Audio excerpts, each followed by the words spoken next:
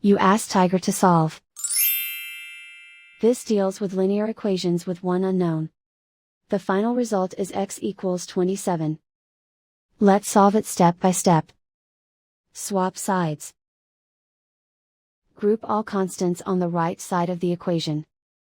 Add 1 to both sides. Simplify the arithmetic.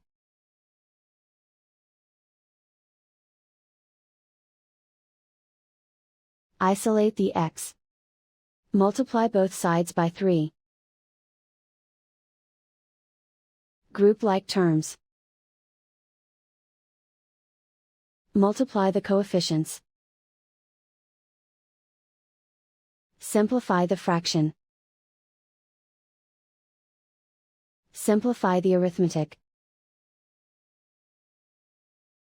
And so the final result is x equals 27.